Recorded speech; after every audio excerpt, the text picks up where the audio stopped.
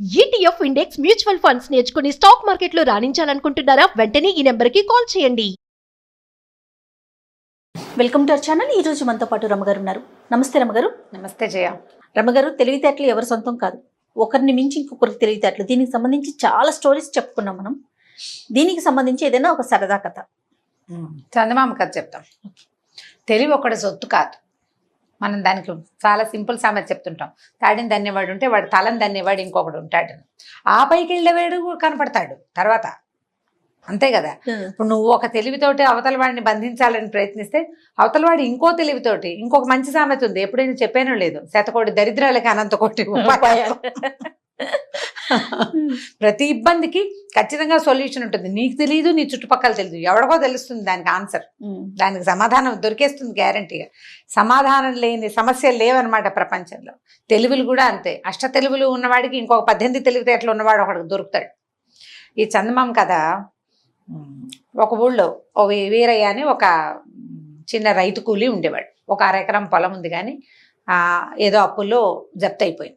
అతను ఎలాగైనా కొంచెం పొలం కొనుక్కోవాలి. దాంతో భార్య ఏమందంటే, సమీపంలో ఏదో పట్టణాలు అవి ఉన్నాయి, ఎవరైనా ఇంట్లో పనికి కమతం కుదురుకో, ఊళ్ళో ఏదో కూలి నాలుగేసుకుని నేను పిల్లలు ఉంటానులే, వాకిట్లో దొడ్లో ఏదో కూరగాయల మొక్కలు పెట్టుకుని మా గదికి మేము గడుపుకుంటాము, నువ్వు వెళ్ళి కాస్త డబ్బులు సంపాదించుకొచ్చి ఇక్కడ పొలం కొనుక్కుంటే, పొలం ఉంటే ఇంకో కొంచెం సేఫ్గా ఉంటుందని భార్య అతన్ని పంపించింది. సరే, బాగానే ఉంది కదా అని అతను ఏం చేశాడు, కొంచెం దగ్గరలో ఉన్న ఓ పట్టణంలో ఓ శరభయ్య గారిని ఒక శెట్టి గారింటికి వెళ్ళాడు. వెళ్ళేసరికల్లా ఆయనకి పనివాడు చాలా అవసరం, కానీ ఆయన బహు పీనాసివాడు, ఎవరికీ తెలియదు ఆ సంగతి. పీనాస్తనాన్ని కవర్ చేసుకుంటాడనమాట ఆయన. అయితే బాగా ఆలోచించి మనిషి చూస్తే హఠాకట్టగా బాగున్నాడు. నేను నా దగ్గర పని చెయ్యి, నెలకి 4 వరహాలు ఇస్తాను, ఆకు నిండా అన్నం పెడతా, విస్తర్ నిండా అన్నం పెడతా, విస్తర్ నిండా పాత్ర విస్తరాకు ఉంటుంది కదా, విస్తర్ నిండా 2 పూట్ల అన్నం పెడతాను. మరి ఇంట్లో వాకిట్లో పని చేయటం, మా ఆవిడ వంట పని చేసుకుంటున్నప్పుడు పిల్లల్ని ఆడించటం, నేను మధ్యాహ్నం భోజనానికి నేను ఇంటికి వచ్చినప్పుడు కొట్టు మీద, ఆయనకి శెట్టి గారు అని చెప్పాం కదా, కొట్టుంది, కొట్టు మీద కూర్చుని సామాన్లు అందించడం, వచ్చిన జనాలను చూడడం, మళ్ళీ నేను భోజనం చేసి ఓ కునుకు తీసి వచ్చాక నువ్వు ఇంటికి వెళ్ళిపోవచ్చు, ఇంట్లో సాయంకాల పనులు చేయటం. ఒక మనిషి అవసరం తీవ్రంగా ఉంది, ఉండమన్నాడు. 4 ఏంటి షరతు, 4 వరహాలు ఇస్తా నెలకి, అన్నం గడిచిపోతుంది కదా, తిండి నిద్ర అన్నీ గడిచిపోతాయి. 4 వరహాలు అంటే బంగారు రూకలు. ఓవేళ గనక నువ్వు మధ్యలో మానేసి వెళ్ళిపోదలుచుకుంటే నేను నీకు రూపాయి ఇవ్వను. నేనే పంపించేటట్టయితే ఇతను అడిగాడు, సరే బాబు, నేను మానేసి వెళ్ళిపోతే మీరు రూపాయి ఇవ్వరు, బాగానే ఉంది. నెల మధ్యలో మానితే డబ్బులు ఇవ్వం, నేనే నిన్ను తీయాలి. సరే, ఒకవేళ మీరే నన్ను తీయాల్సి వస్తే మీరేమి ఇస్తారు అన్నాడు. 400 ఇస్తా అని చెప్పాడు. వరహాలంటే బంగారు కాయిన్లు. ఈ 400 వరహాలు కాదు, వెండి కాసులు అనమాట. ఇస్తానన్నాడు. బాగానే ఉంది కదా, సరేనని చెప్పి ఒప్పుకున్నాడు. ఒప్పుకుంటే ఏమైంది, సరే పొద్దున్నే ఏం చేశాడు, ఇవాళ మాట్లాడుకున్నారు. ఆ రాత్రి ఎవరో తెలిసిన వాళ్ళ ఇంట్లో పడుకుని ఇతను పొద్దునే వీళ్ళ ఇంట్లోకి వచ్చాడు. ఇల్లు వాకిళ్ళు ఊడ్చాడు, వాకిళ్లలో నీళ్లు కొట్టాడు. ఓ చాకలు ఎవరో ఉంది, వాళ్ళకి ముగ్గేసింది. సరే, అన్ని మొక్కలునే బోలెడు చెట్లు, వాళ్ళ దొడ్డి వాకిలి అంతా, మొక్కల్లో నీళ్లు పోసాడు. బావిలోంచి నీళ్లు తోడేప్పుడు పంపులా ఓవర్ హెడ్ ట్యాంకులా ఏం లేవుగా, అక్కడి నుంచి బావిలో నీళ్లు తోడి తొట్టెలు నింపాడు. స్నానాలకి వాటికి నీళ్ళు కావాలిగా వాడుకోవడానికి. సరే, ఈ లోపల ఏమైంది, పిల్లల్ని ఆడిచ్చాడు కాసేపు. 10-10:30 అవ్వగానే ఆవిడ అన్నం పెడతానంది. సరే, అన్నం అంటే పొద్దునే 3 పూట్ల అన్నం తినే రోజుల భోజన సంస్కృతి రోజులు అనమాట. సరే, ఈయన ఏం చేశాడు, విస్తర వేసుకుని కూర్చున్నాడు. ఆవిడ ఏం చేస్తుంది, పొడి ఆడుతున్న అంత గిన్నెతో అన్నం తెచ్చి విస్తర నిండా చల్లింది. తెల్లబోయాడు ఇతను. ఈ తిండా చల్లిన దాన్ని దగ్గరికి జరిపితే ఎంత అవుతుంది, అంత వస్తుంది. ఈ ముద్ద ఎలా చాలుతుంది, పిల్లలకే చాలదు, పెద్దవాడు, పైగా బలశాలి, పనిమంతుడు, ఆహారం బాగా కావాలి, పైగా స్నాకింగ్లు అవి ఉండే రోజులు కావు అవి, అన్నమే అన్నం అంటే ఇది లెక్క, ఇది ఎలా చాలుతుంది. అక్కడి నుంచి ఏం చేయాలి, మళ్ళీ అడగడానికి మొహమాటం వేసింది. ఓ ఆవిడ ఇంతో పచ్చడేసింది, కంద ఆకు నిండా అన్నం జల్లేసింది, వెళ్ళిపోయింది. దాన్ని మెల్లిగా దగ్గర జరుపుకున్నాడు. ఇంత ముద్ద తిన్నాడు. కిరకిర అంటుంది పొట్టలో, ఏం చేయాలో తెలియలే. సరే, మధ్యాహ్నం అయింది, వెళ్ళి శెట్టి గారిని భోజనానికి పంపించింది. కొట్టుకు వెళ్ళాడు, కొట్టులో కూర్చున్నాడు. సరే, వస్తువులు ఏవో అందించాడు. ఎవరో కొంతమంది వచ్చారు, వాళ్ళకి అంటే కొనుక్కోవడానికి వచ్చిన వాళ్ళకి చూశాడు, ఆ డబ్బులు అది పక్క పెట్టాడు. 3 గంటలకి శెట్టి గారు వచ్చాడు. సరే, రాత్రికి ఏమైనా పెడతారేమో చూద్దాం అనుకున్నాడు. సరే, చీకటి పడ్డాక విస్తరేసుకుంటే మళ్ళీ ఆవిడ విస్తరలో పొడిలాడుతున్న అన్నం చల్లేసి వెళ్ళిపోయింది. అది కూడా జరిపితే ఇంత వచ్చింది. ఒక రోజంతా పొద్దునింత సాయంత్రం ఇంత తింటే ఒక మనిషి ఉండగలడా? ఆకలికి శోష వచ్చేస్తుంది. మర్నాడు పొద్దున ఏమన్నాడు, శెట్టి గారి పొద్దునే కనపడ్డప్పుడు ఆయన చెప్పాడు, వేరే చెప్పాడు, బాబు అన్నం సరిపోవట్లేదండి, మరి ఇంత అన్నం నాకు ఎట్లా చాలుతుంది? అదేమిటి, అదేగా షరతు, విస్తర్ నిండా అన్నం పెడతా ఉన్నాం, విస్తర్ నిండిందా లేదా? పని చేస్తే చేయలేతే మానేసేయి, నీ అంతట్లో మానేస్తే పావులు ఇవ్వని అన్నాడు. ఒకరోజు పని చేశాడు, అసలు ఇక్కడి నుంచి ఎలా వెళ్ళాలో అతనికి అర్థం కాలేదు. సరే ఏమనుకున్నాడంటే వీళ్ళ సంగతి చూద్దామని ఆ పూటకు ఊరుకున్నాడు. మధ్యాహ్నం కొట్టుకెళ్ళాడు కదా, కొట్లో కూర్చున్నాడు. కొట్లో కూర్చున్నప్పుడు ఏం చేశాడు, ఆ శెట్టి గారు ఈ వస్తువు 10 రూపాయలు, ఈ వస్తువు 8 రూపాయలు అలా రేట్లు చెప్పాడు. ఎక్కువ రేటుకి తక్కువ రేటుకి ఎక్కువ వస్తువులు ఇచ్చేసాడు వాళ్ళకి. ఆ కొట్లో బెల్ల ముక్కలు, ఖర్జూర పళ్ళు అవి ఇవి కనపడితే కాసిన పళ్ళు తినేసాడు. మరి ఏం చేస్తాడు? నువ్వు దొంగతనాన్ని ప్రోత్సహించినట్టే అయింది. అక్కడి నుంచి సాయంకాలం ఇంటికి వచ్చాక ఆవిడేమో అమ్మగారు పిల్లలు ఏడుస్తున్నారు, వీళ్ళని కాసేపు ఆడించమని ఏవో చిరుతిళ్ళు పెట్టి పిల్లల్ని ఇతని చేతికి అప్పచెప్పింది. ఇతను ఏం చేశాడు, ఆ పిల్లల చేతిలో చిరుతిళ్ళు లాక్కుని నోట్లో వేసుకుని ఓ పిల్లని కొద్దిగా గిల్లి వదిలేశాడు.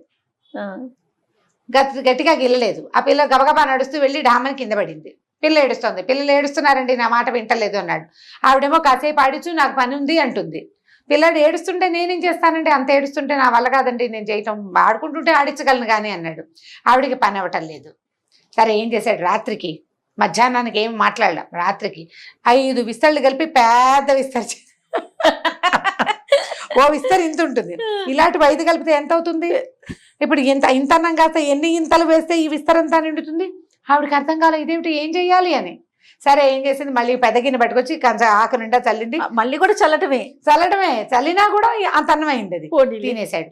అక్కడి నుంచి భర్తకు చెప్పింది, ఏమండి వాడు తెలివితేటలు, వాడు పెద్ద విస్తర వేసుకున్నాడంటే ఈ శెట్టి గారు అన్నాడు, ఏమిటో నీ తెలివి, 5 విస్తరలు కలిపి ఇంత పెద్ద విస్తర వేసుకున్నావుట, ఇంత పెద్ద పెద్ద విస్తరలు అయితే మాకు కుదరవన్నట, మీరు విస్తర అన్నారు, పెద్దదా చిన్నదా అనలేదు కదా. అయ్యింది. ఇక ఏమి చేయలేకపోయాడు. కొద్ది రోజులు గడిచినాయి. ఆయనకి విసుగ్గానే ఉంది. శెట్టి గారికి పొమ్మంటే డబ్బులు ఇవ్వాలి, 400 వెండి వరహాలు ఇస్తానని ఒప్పుకున్నాడు. అక్కడి నుంచి దొడ్లో వాకిట్లో బోలెడని మొక్కలు ఉన్నాయి కదా, ఏం చేసేవాడు, మొక్కల్లో ఒక 4 బొక్కెలు తోడి తలా ఒక గ్లాసు మొక్కల్లో నీళ్లు పోసాడు. నీళ్లు పోయాలి, మొక్కలు మామూలుగా అన్ని మొక్కలు తడవాలంటే వాడు 100 చేదలు తోడితే గానీ నిండవు. 4 చేదలు తోడడం, గ్లాస్ ఎత్తి పోయటం. అక్కడ ఇదేమిటో మొక్కలన్నీ వాడిపోతున్నాయి, నువ్వు నీళ్ళు పోయట్లేదంటే ఇలా రండని శెట్టి గారిని ఉంచి ఆయన వేలిని మట్టి మొక్క మొదట్లో కూర్చాడు. తడిగా ఉంది, మొక్క మొదట్లో పోసాడుగా నీళ్లు, ఇన్ని అక్కడ తడిగానే ఉంది. తడింది చూసారా, నేను పోస్తున్నాను, నేను మట్టే మంచిది కాదో మీ నీళ్ళే మంచివి కాదో నాకేం తెలుసండి, నీళ్ళు పోయమన్నారు పోసాను, చూడండి కావాలంటే తడి. ఇప్పుడు ఏం చెయ్యాలి, గట్టిగా పోట్లాడితే చుట్టుపక్కల వాళ్ళు చేరతారు, డబ్బులు ఇవ్వాలి, డబ్బులు ఇవ్వాలి 400. దాంతో సరిగా లాగోలా భరించారు. ఇంతలో ఏమైంది, శెట్టి గారి అత్తవారి ఊరి నుంచి ఓ ఉత్తరం వచ్చింది. అక్కడ ఏదో వ్యవహారం ఉంది, ఈయన రమ్మని. ముందు అందరూ వెళ్దాం అనుకున్నారు. మళ్ళీ ఏమనుకున్నారంటే ఇంతమంది ఎందుకు, వీడున్నాడుగా వీరయ్యని తోడు తీసుకెళ్ళచ్చు అనుకున్నారు. ఆవిడ ఏం చేసింది, ఆయన గుర్ర బండిలో బయలుదేరాడు. బండి తోలడానికి వీరయ్య, మళ్ళీ బండి వాడికి డబ్బులు ఇవ్వద్దు, వాడిని కాకుండా వీడినే తోలమన్నారు.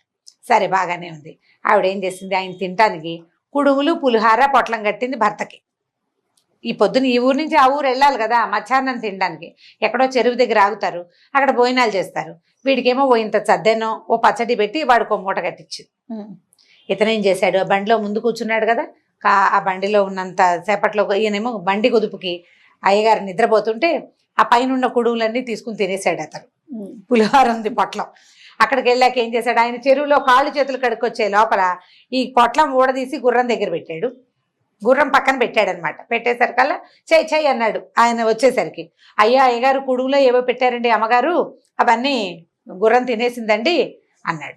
అనేసరికల్లా ఆయన అన్నాడు, అయ్యో గుర్రం తినేయటం ఏమిట్రా, ఇప్పుడు నేనేం తిన్ను, గుర్రం ఎంగేలు చేసిందాన్ని నేను ఎలా తింటాను అన్నాడు. పోన్లేండి అమ్మగారు నాకు సర్ది మూట కట్టించారు, అది తిందానులేండి అన్నాడు. అనేసరికి చిచ్చి సద్దన్నం ఎలా తింటానురా అంటే, నేను తింటానులేండి, నాకు గుర్రం ముట్టినా ఇబ్బంది లేదని పులిహార పొట్లము తినేశాడు, తను సద్దన్నము తినేశాడు, హాయిగా కడుపులో చల్లగా ఉంది. ఈయనకేమో ఎలకలు పరిగెడుతున్నాయి కడుపులో. సరే ఏమన్నాడు, అయ్యగారు ఓ పని చేద్దామండి, మీరు బండిలో విశ్రాంతి తీసుకోండి, మీకు ఎలాగో ఓపిక లేదు, నేను గుర్రం వేసుకెళ్తాను, గుర్రం వేసుకుని మీ అత్తగారి ఇంటికి వెళ్ళి మీరు రాగానే మీకు భోజనం ఏర్పాట్లు, మీరు వెళ్ళాక వాళ్ళు అవి ఇవి చేసి కాకుండా వెళ్ళగానే అన్నం పెట్టేటట్టుగా ఏర్పాటు చేసి వస్తానండి అన్నాడు. బాగా వెళ్ళాలి, ఒక 4 కిలోమీటర్లు. సరే ఈయనేమనుకున్నాడు, ఎండ ఆకలిస్తోంది, సరే లేరా నేను కాసేపు పడుకుంటానని ఆ పక్కన ఏవో చెట్లు కనపడితే 2 నేరేడు పళ్ళు కనపడ్డాయి, 4 పళ్ళు తిని పడుకున్నాడు. వీడు గుర్రం వేసుకుని అత్తారింటికి వెళ్ళిపోయాడు. వెళ్ళిపోయి అస్సలు మా అయ్యగారికి ఒంట్లో బాగులేదండి, పుట్టెడు జ్వరము ఒళ్ళు నొప్పులును, అందుకని ఆయన పాత కొర్రల బియ్యపు అన్నము చింతకాయ పచ్చడి తింటారు, ఇంకేం తినరు, పచ్చం చేస్తారు, కాబట్టి మీరు ఆయన బలవంత పెట్టద్దు, మీరు పని ఉందని వచ్చారు, లేకపోతే వచ్చేవాళ్ళు కాదండి అని చెప్పాడు. చెప్పేసి వెనక్కి వచ్చేసాడు. గుర్ర బండి పూంచాడు, అయ్యగారిని ఎక్కించుకుని తీసుకుపోయాడు. ఈయన వెళ్ళేసరికి కాళ్ళు కడుకోగానే అల్లుడు గారు కుశలంగా ఉన్నారా అని అడుగుతున్నారు ప్రతి వాళ్ళు. ఏమిటి నాకేం మైరోగం వీళ్ళంతా ఇలా అడుగుతున్నారు అని వీడికి ఆశ్చర్యంగా ఉంది శెట్టి గారికి. సరే వాళ్ళు ఏదో పెడతారని చూస్తే పచ్చం కదా, మామిడి పళ్ళు ముక్కలు తరిగి బెల్లం ముక్కలు తరిగి ఏం పెడతారు, ఆయనకి పచ్చం చేస్తున్నాడు, పళ్ళ ముక్కలు అవి పెట్టకూడదు. అందుకని ఏం చేశారు, అన్నం వేడివేడిగా తయారవుతుందండి అన్నారు. చుట్టుపక్కల అందరికీ పప్పులు పచ్చళ్ళు పాయసాలు వడ్డిచ్చారు. ఈయనకు అంత కొర్రబియ్యపు అన్నము చింతకాయ తొక్కు పెట్టారు, నీళ్ళ మజ్జిగ. ఆ కొర్రబియ్యపు అన్నమే ఎక్కదు, దాంట్లో ఏ పులుసో పోసుకుంటే కొంచెం తినగలుగుతాం. ఇవాళ రేపు చాలా మంది తింటున్నారు కదా కొర్రలు అవిను, వాళ్ళకి బాగా అనుభవమే. ఒట్టిగా దాన్ని తినలేము, అసలు మహావిసుగ్గా ఉంటుంది. ఎప్పుడెప్పుడు మానేద్దామా, జీవితం మీద విరక్తి వస్తుంది. ఇందులో చింతకాయ తొక్కు అంటే అందులో పచ్చిమిరపకాయలు వేసి నూరింది కాదు, అది పాత చింతకాయ తొక్కు. ఉప్పు మాత్రమే ఉంటుంది, ఇంకేం ఉండదు, పొల్లగా ఉప్పగా ఉంటుంది, తీగా కూడా ఉండదు. అది వేసుకుని ఆ అన్నం తిని ఆ నీళ్ల మజ్జిగ పోసుకునేసరికి ప్రాణాలు కడబట్టిపోయినాయి. ఆకలికి తలనొప్పి వచ్చేస్తోంది. ఈ అన్నం తినలేక దవడలు కూడా నొప్పి పుట్టినాయి. విసిగిపోయాడు. పోనీ అల్లుడు వస్తే ఇలాంటి మరిగి చేస్తారా వీళ్ళ మొహాలు మండా అని అత్తవారిని తిట్టుకుంటున్నాడు. ఈయనేం చేశాడు వీరయ్య, ఆయన కాళ్ళు భోజనం చేసి బయటకు వచ్చి పడకుర్చీలో కూర్చుంటే విసిరికర్ర పెట్టి విసురుతూ, అదేంటండి అయ్యగారు మీరు వస్తున్నారని చెప్తే వాళ్ళంతా పాయసాలు చేసి తినేసి మీకు ఇలాంటివి పెట్టారు, వీళ్ళకి మర్యాద ఏంటండి, వీళ్ళ పద్ధతులు ఏం బాగోలేదు, మీ అత్తారు ఇంత దుర్మార్గులని నేను అనుకోలేదండి అని 2 వాక్యాలు లెక్క తీశాడు ఆయనకి. ఇంకా అంతే, ఆయనకి మహా విసుగు పుట్టింది. పని లేదు పాటలేదు, రేపొద్దునే వెళ్ళిపోదాం రమ్మనం అన్నాడు. రేపొద్దునే వెళ్ళిపోదామని బండి కట్టుకున్నారు. ఈ అల్లుడు గారు అర్ధాంతరంగా వచ్చిన వాడు ఎందుకు వెళ్ళిపోతున్నాడో వాళ్ళకి అర్థం కాలేదు. ఆయనకు ఓపిక లేదు పాపం, ఒంట్లో బాగులేదు, ఈ వ్యవహారం ఆయన లేక ఏదో మనం పిలిచామని వచ్చాడు, ఫోన్లే వెళ్ళిపోనివ్వమని వాళ్ళు వదిలేశారు. వదిలేస్తే సరే వెళ్ళిపోయారు. అల్లుడు గారు దారిలో తినడానికి మళ్ళీ కొర్ర బియ్యపు రవ్వతోటి చేసినంత ఉప్మా చేతిలో పెట్టారు. ఆయన దారిలో పారేసాడు దాన్ని, దిక్కుమాలి కొర్రల బియ్యం అని. సరే ఈ చెరువు దాకా వచ్చాక, అయ్యగారు మీకు అసలు ఓపిక లేదు, మీరు పడుకోండి, కాసేపు రెస్ట్ తీసుకుంటే గుర్రపు ఒళ్ళు కదిలిపోతుంది, గుర్ర బండి మీద నడువులు నొప్పులు పుడతాయి, మీకు అసలే నిన్న ఆహారం లేదు, మీరు పడుకోండి, నేను ఇంటికి వెళ్ళి అమ్మగారికి మీకు భోజనం అది ఏర్పాటు చేయించి నేను వెంటనే వచ్చేస్తాగా అని బండి గుర్రం అమ్మగారి ఇంటికి వెళ్ళాడు. ఇప్పుడు శెట్టి గారు సొంత ఇంటికి వెళ్ళిపోయి ఏం చెప్పాడంటే, అయ్యో అమ్మగారు ఏం చేయనండి, మీ అమ్మగారి ఊరి దారిలో అయ్యగారికి దయ్యం పట్టింది, ఏదో గాలి వచ్చేసిందండి, అక్కడ ఏం తినలేదు, పాత కొర్ర బియ్యం అన్నం తినొచ్చారు, ఏమీ తినలేదండి, మంచి ఆకలి మీద ఉన్నారు, రాగానే చీపురు తిరగేసి చితకొట్టేయండి ఆయన్ని, దయ్యం పోతుంది. దయ్యం పోతుంది, అప్పుడు శుభ్రంగా అన్నం తింటారు, మీ వాళ్ళ ఇంట్లో కొర్ర బియ్యం అన్నం చింతకాయ తొక్కు వేసుకుని తిన్నారు, కావాలంటే కనుక్కోండి అని చెప్పాడు. మేఘాల మీద వెనక్కి వచ్చేసాడు. వెనక్కి వచ్చేసి అయ్యగారిని చూడగానే వలవల ఏడుస్తూ, అయ్యగారు ఏం చెప్పాలండి, మనం ఇలా గుమ్మం దిగామో లేదో, నిన్న పొద్దున బయలుదేరాం, అమ్మగారికి భూతం ఆవేశించిందండి, ఇంట్లో సామాన్లన్నీ విసిరేస్తోందిట, పిల్లలంతా భయపడిపోతున్నారు, పక్కిళ్ళ వాళ్ళంతా పిల్లల్ని ఆడించడానికి తీసుకుపోయారు, ఆవిడ ఒక్కతే ఉంది, వెళ్ళగానే ఏం లేదు మన వాకిట్లో వీధుడిచే చీపురు వాకిలి గుమ్మం పక్కనే పెట్టొచ్చానండి, ఆ చీపురు తీసుకోండి, అమ్మగారిని చితకొట్టేయండి, భూతం వదిలిపోతుంది. మనం వెళ్ళేసరికల్లా ఒంటరితనంతో భూతం పట్టింది ఆవిడకి అని చెప్పాడు. ఆయన ఇదేమిటి, నాకేమో అన్నం లేదు, ఆహారం లేదు, తలకాయ నొప్పి, కడుపులో నొప్పి, కాళ్ళు నొప్పులు అన్ని బాధలుగా ఉన్నాయి, తిండి లేకపోతే ఏముంది అన్ని జబ్బులు వచ్చేస్తాయి, అన్నం తిన్నాక సగం జబ్బులు పోతాయి. ఈయన ఏం చేశాడు, సరే మళ్ళీ బండి ఎక్కాడు, ఇద్దరు కలిసి వెళ్ళారు. ఆవిడ రాగానే కొర్ర బియ్యపన్నం చింతకాయ తొక్కు తిన్నావా అని అడిగింది. తిన్నాను అన్నాడు. అనగానే చీపురేసి కొట్టడం మొదలుపెట్టింది. ఈయన ముందే అది ఏమిటో ఆ పిచ్చి ప్రశ్నలు అడుగుతోంది ఏమిట్రా అని ఈయన చీపురు తీసుకున్నాడు. ఇద్దరు వచ్చాడు, అమ్మడు కొట్టేసుకున్నారు. కొట్టేసుకునేసరికల్లా పక్కింటి వాళ్ళ పిల్లలు లబో దీబోమని అరిచారు. చుట్టుపక్కల వాళ్ళంతా చేరారు. ఏమిటి శెట్టి గారు ఊరెళ్ళిన వాడు ఎందుకు కొడుతున్నాడు, ఇంట్లో శుభ్రంగా లక్షణంగా తిరుగుతుంది లక్ష్మీదేవల్లి, ఈవిడికేం మాయ రోగం, ఈవిడెందుకు మొగుడిని కొడుతుందో ఎవరికి అర్థం కాల. ఇద్దరిని విడదీశారు. ఆవిడ 100 ప్రశ్నలు వేశారు, ఈయన 200 ప్రశ్నలు వేసి మొత్తానికి సాధించారు. వీళ్ళకి ఏం జరిగింది అని ఇంతకీ పని మనిషి వీరయ్యే ఈ మాటలు ఎక్కించినట్టు అర్థమైంది. అందరూ వీరయ్యని పట్టుకున్నారు. ఎరా బుద్ధి లేదా, ఇంత మాట చెప్తావా, మొగుడు పిల్లలు ఒకళ్ళొకళ్ళు చింతపరికలతోటి చీపులు గట్టలతోటి కొనుక్కునేలాగా చేసావు దుర్మార్గుడా అంటే, మరి ఏం చేయనండి, వీళ్ళు విస్తర్ నిండా అన్నమని చల్లుతారు, ఏవి పెట్టరు, పైగా నువ్వు పని మానేసుకెళ్తే నీకు రూపాయి ఇవ్వము అని షరతులు పెడతారు, మరి ప్రపంచానికి తెలిసేలా చేయాలంటే వీళ్ళ బుద్ధి తెలియటానికి ఇలా చేశానండి అని అందరికీ తెలిసిపోయింది. అందరూ ఈయనకి గడ్డి పెట్టారు. తప్పు, ఈ పని చేయకూడదు, పని వాళ్ళతో ఏం చేయాలి, సాయిదా ఫాయిదాగా పోవాలి, వాడు నీకు సహాయం చేస్తాడు, నువ్వు వాడికి ఫాయిదా అయ్యేలాగా పనిచేయి. నువ్వు 10 రూపాయలు ఇవ్వు, కావాలంటే 15 రూపాయలు పని చేయించుకో, ఒక ముద్ద పెట్టేటప్పుడు 2 ముద్దలు పెట్టు, వాడు ఒక పని చేసేవాడు 2 పనులు చేస్తాడు. మంచి పద్ధతి కదా అని అందరూ బోధించారు. సరే ఏం చేస్తాడు ఆయన, 400 ఇస్తానని ఒప్పుకున్నాడు కాదు, 400 ఇప్పించారు ఊరంతా కలిసి. ఇంటికి వెళ్ళి 1/2 ఎకరం పొలం కొనుక్కుని హాయిగా ఉన్నాడు వీరయ్య. సూపర్. వీడి తెలివికి, శెట్టి గారి తెలివికి వీరయ్య అతి తెలివి తోడయి ఎంచక్క ఇగో ఇలా అయింది కదా, కథ కంచికి మనం ఇంటికి. చాలా బాగుంది. కానీ మామూలుగా కూడా పనిమాలతో చాలా రఫ్ గా బిహేవ్ చేయటం, ర్యాష్ గా వాళ్ళకి ఏమి పెట్టకపోవటం, ఇలాంటి సహజంగా కూడా చూస్తూ చూస్తాం. ఉంటాం. చిన్న పిల్లలతో పని చేయించుకుంటారు. ఎందుకు కొడితే నువ్వు దెబ్బలు తిన్న పిల్ల మళ్ళీ మనకి ఎలా పనిచేస్తుంది అని ఆలోచించరు. అవును. పని పిల్లల్ని కొట్టడము, పిల్లల్ని పని వాళ్ళని వేధించటము అదొక ప్రవృత్తిగా ఉంటుంది వాళ్ళకి. ఏంటంటే ఎవరో తిండి సరిగ్గా పెట్టకపోవటం. తిండి సరిగ్గా పెట్టకపోవటం. నువ్వే ఎలా అంటే మనతో ఉన్నవాడిని వాడిని ఎంత పోషిస్తే వాడు మనకంత పని చేస్తాడనే ఇంగితం లేకపోవటం. అవును. ఒక్కొక్కళ్ళు ఇట్లా, ఇంకోళ్ళు ఇంకో రకంగా చెప్పలేము మనుషులకి మనం. రైట్ రమ్మ గారు, ఇంకొక స్టోరీతో మళ్ళీ కలుద్దాం. నమస్కారం అజయ్, నమస్తే.